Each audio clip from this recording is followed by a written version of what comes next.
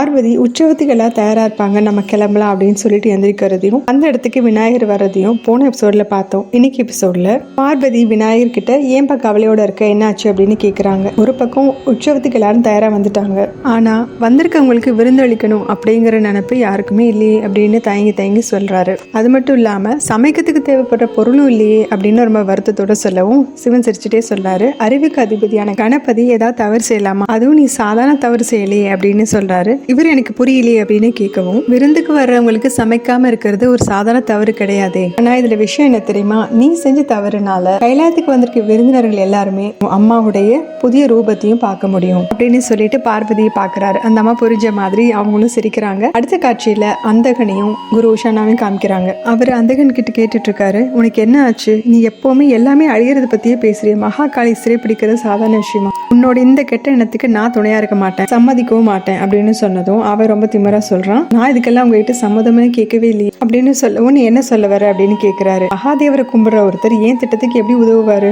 எனக்கு என்னோட தாயார் என் கூட வாழ்நாள் முழுக்க கூடவே இருக்கணும், அதுக்கு நான் என்ன வேணாலும் செய்வேன் அப்படிங்கிறான். நீ சிவனோட அம்சங்கிறதுனால தானே இந்த மாதிரி பேசிட்டு இருக்க, இதனால நீ மரணத்திலிருந்து தப்பிச்சலாம் நினைக்கிறியா அப்படின்னு கேட்கிறாரு குரு ஷானா. ஒரு விஷயத்த மறந்துடாத, கோபத்துல சிவன் விநாயகரோட தலை துண்டிச்சிருக்காரு, உன் நிலைமை என்ன ஆகும்னு யோசிச்சுப்பாரு. அதோட ரக்த பீஜன், சும்பன் நிசும்பன், சண்டன் முண்டன், மகிஷாசுரன் இவங்க எல்லாருமே எதிர்த்து தான் அழிஞ்சு போனாங்க, அவங்கள யாருமே உயிரோட இல்ல. நீ என்ன நினைச்சிட்டு இருக்க, அவங்களோட பலமானவன்னு நினைச்சிட்டு இருக்கியா, அப்படி எல்லாம் ஒண்ணும் கிடையாது, என்னை பொறுத்த வரைக்கும் நீ அழிவை நோக்கி தான் போயிட்டு இருக்க அப்படின்னு அவனுக்கு அட்வைஸ் பண்ணிட்டு இருக்காரு. ஆனாலும் என்ன அழிவை பத்தி பேசுறீங்க, இவங்க எல்லாரோட அழிவுமே நிச்சயிக்கப்பட்ட ஒரு விஷயமா இருந்தது, ஆனா அவங்க ஏன் மகாகாளி எதிர்த்தாங்க, மகாகாளி உலகத்தையே ஆளக்கூடியவ, அவகிட்ட எப்படி போரிட முடியும், ஆனா நான் ஜெயிச்சிருவேன் எப்படியும், ஏன்னா அவங்க செஞ்ச எந்த தப்பையும் நான் செய்ய மாட்டேன். நான் மகாகாளி அழிக்கிறத பத்தியோ அவங்கள வெற்றி பெறத பத்தியோ பேசவே இல்லை, என்னோட நோக்கம் ஒண்ணுதான், எனக்கு மகாகாளியை வசப்படுத்தணும், ஒரு புதல்வனுக்கு இந்த செயல் கடினமான விஷயம் கிடையாது அப்படின்னு ரொம்ப தெளிவா பேசிட்டு இருக்கான். அதோட எனக்கு தேவை ஏற்படுறப்ப அதுக்கு சம்பந்தப்பட்ட ஆட்களை வச்சு என்னோட வேலையை நான் முடிச்சுக்குவேன்,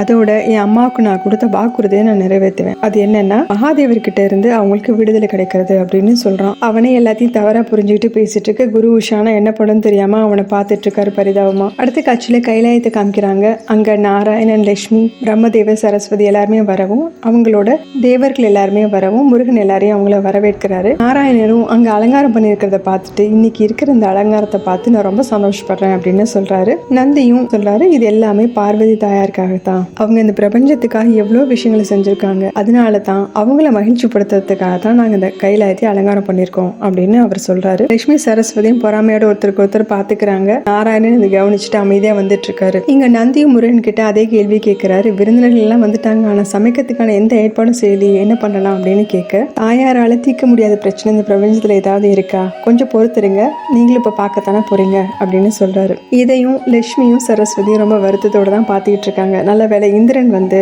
லட்சுமி கிட்ட வணங்கிட்டு சொல்றான், ஆட்கடலை கடைஞ்சதுல உங்களோட பங்களிப்பு ரொம்ப முக்கியமானது, அதுக்கு நாங்க எல்லாருமே கடமைப்பட்டிருக்கோம், நீங்க மட்டும் மனசு வைக்கல அப்படின்னா எங்களுக்கு திரும்ப வளமே கிடைச்சிருக்காது அப்படின்னு சொல்றான். இதை கேட்டு லட்சுமி சந்தோஷப்படுறாங்க. நேரம் அடுத்து சரஸ்வதி கிட்ட போயிட்டு, உங்களோட பங்களிப்பு ரொம்ப முக்கியமானது, உங்களுக்கு நாங்க கடமைப்பட்டிருக்கோம், உங்களோட அருள் இல்லை அப்படின்னா அமிர்தம் எங்களுக்கு கிடைச்சிருக்காது அப்படின்னு சொல்லி அவங்களே வணங்குறான். அதோட பார்வதி தாயார் தான் இந்த உண்மையெல்லாம் எங்களுக்கு சொன்னாங்க, அவங்க மட்டும் சொல்லலைன்னா எங்களுக்கு உங்களோட முக்கியத்துவம் தெரியாமலே போயிருந்திருக்கும் அப்படின்னு சொல்லவும், இவ்வளவு நேரம் சந்தோஷமா அதை கேட்டுட்டு இருந்தா சரஸ்வதியும் லட்சுமியுமே திரும்பவும் பொறாமையோட ஒருத்தருக்கு ஒருத்தர் பாத்துக்கிறாங்க. இவங்க ஏதோ பேச வரதுக்குள்ளே இந்திரன் முருகன் கிட்ட பார்வதி தாயார் எங்க அப்படின்னு கேக்குறான். இங்கதான் இருக்காங்க தேவேந்திரா அப்படின்னு விநாயகரை சொல்லிக்கிட்டே அவங்களோட வர எல்லாரோட பார்வையும் அங்க திரும்புது. இதோட இந்த எபிசோட் முடியுது. அடுத்த எபிசோட்ல பார்க்கலாம். சேனல் லைக் பண்ணுங்க, ஷேர் பண்ணுங்க, சப்ஸ்கிரைப் பண்ணுங்க, பெல் பட்டனை பிரஸ் பண்ணுங்க. தேங்க்யூ.